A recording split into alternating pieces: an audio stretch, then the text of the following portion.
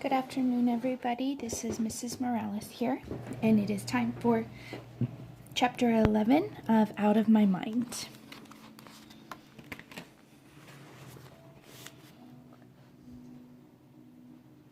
Okay. 5th grade started a few weeks ago, and a couple of cool things have happened. While I didn't get a gadget that makes Garfield like speech bubbles over my head, but I did get an electric wheelchair, and our school began something called inclusion classes. I thought that was funny.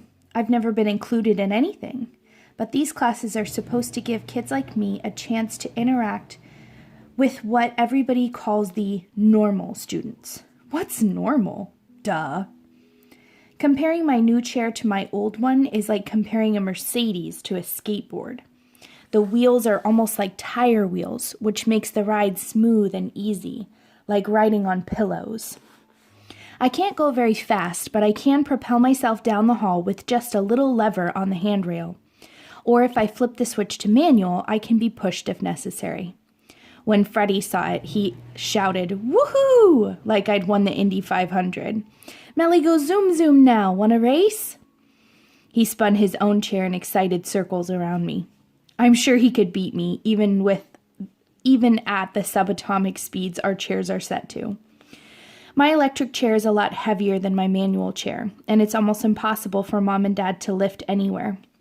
When you decide to switch to a rocket ship for transportation, Dad joked at first, rubbing his back, "You're gonna need to hire Superman to get in the car." I grinned, but I know he saw the thanks in my eyes. So he bought a new set of portable wheelchair ramps that fold and fit in the back of our SUV. With those, he can roll the new chair into the back of our car and still have back muscles left over. For me, it's all about the freedom. Now I don't have to wait for somebody to move me across the room. I can just go there. So when they decide to start mainstreaming us into the regular classes, the electric chair was really helpful.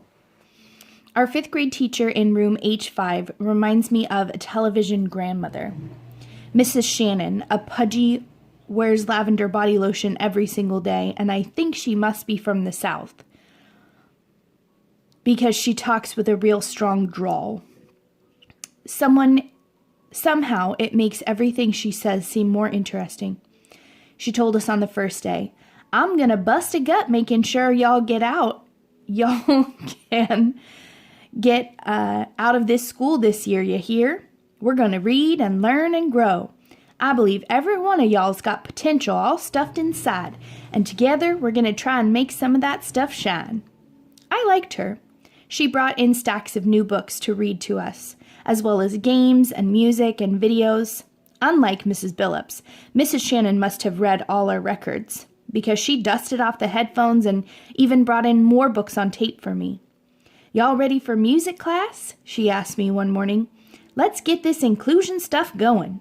I jerked with excitement as the aides helped us down the hall to the music room.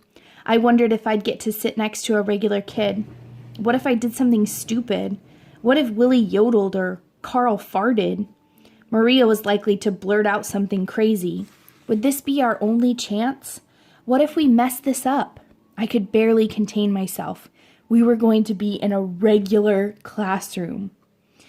The music teacher, Mrs. Lovelace, had been the first to volunteer to open her class to us. The music room was huge, almost twice as large as our classroom. My hands got sweaty. The kids in there were mostly 5th graders, too. They'd probably be surprised to know that I knew all their names. I've watched them on the playground at lunch and at recess for years. My classmates sit under a tree and catch a breeze while they play kickball or tag, so I know who they are and how they work. I doubted if they knew any of us by name, though. Well, the whole thing was almost a disaster. Willie, probably upset and scared about being in a new room, started yelping at the top of his lungs. Jill began to cry. She held tightly to the hand grips of her walker and refused to move past the doorway. I wanted to disappear. All of the normal children in the music class, I guess about 30 of them, turned to stare. Some of them laughed. Others looked away. But one girl in the back row crossed her arms across her chest and scowled at her classmates who were acting up. 2 girls, Molly and Claire, everyone knew them because they were so They were mean to almost everybody on the playground, mimicked Willie. They made sure they stayed just out of the teacher's line of sight, but I saw it. So did Willie. "Hey, Claire," Molly said, twisting her arms above her head and bending her body so it looked crooked. "Look at me. I'm a retard." She laughed so hard she snorted snot.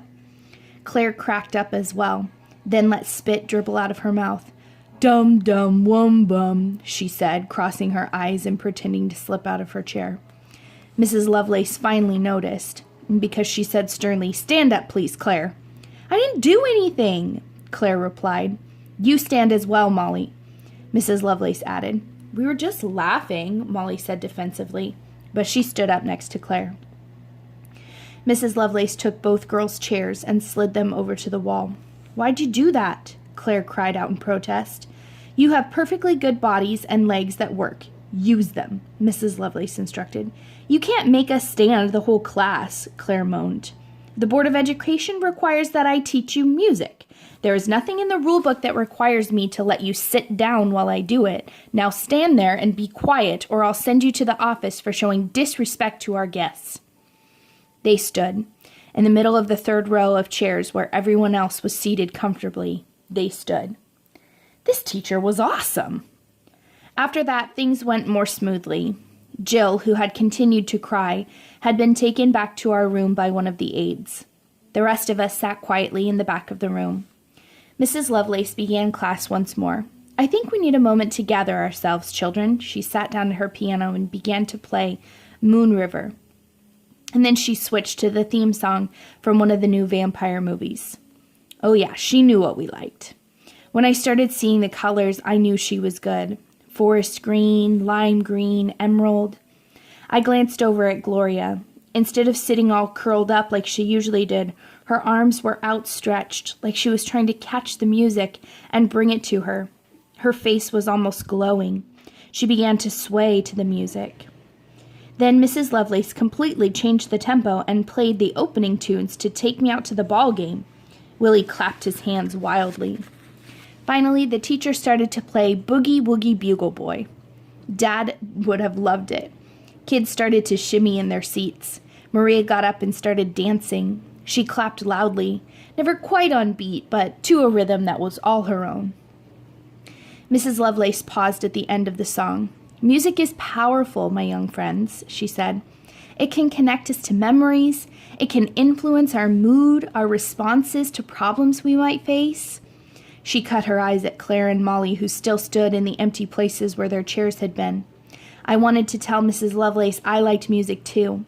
I wanted her to know that if she'd ever heard the song Elvira, or if she could teach us how to make our own music.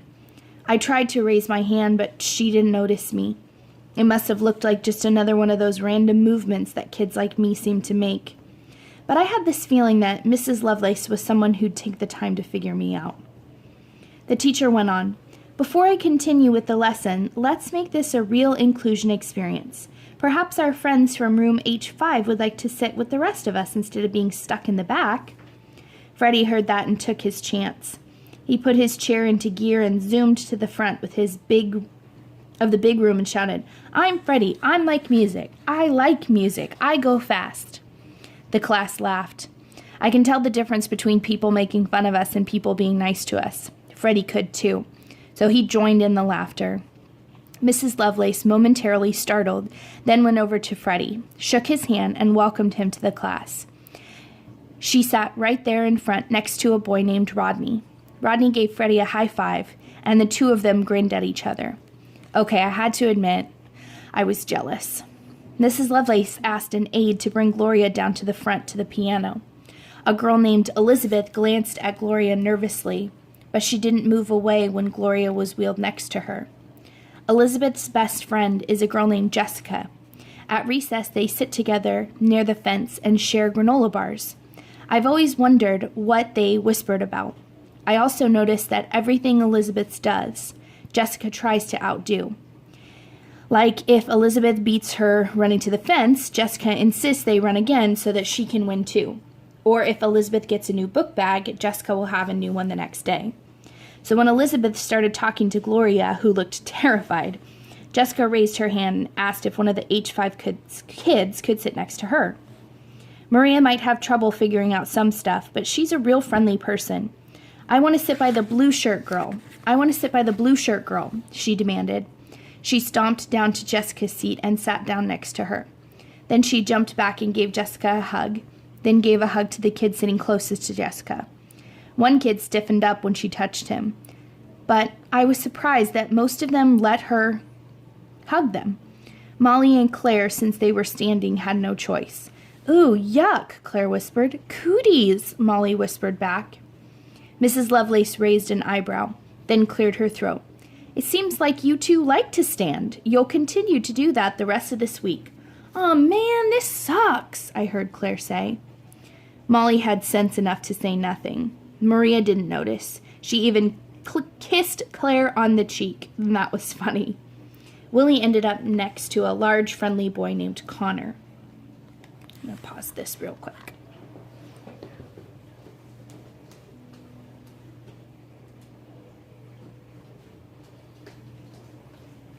Sorry, guys, I don't want my phone to die.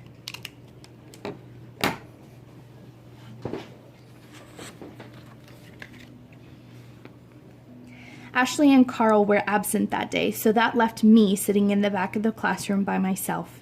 The room got real quiet. I suddenly felt cold, like the air conditioning had been cranked up real high.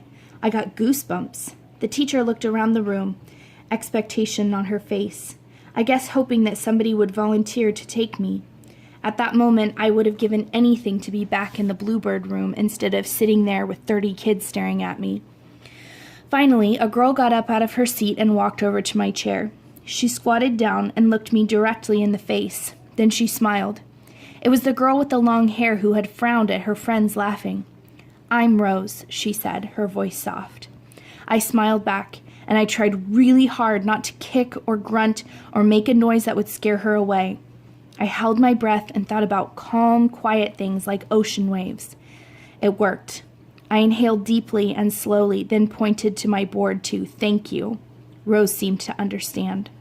I showed her I could power my own chair, and I rolled to where she'd been sitting. We sat together for the rest of class, and I didn't do a single embarrassing thing.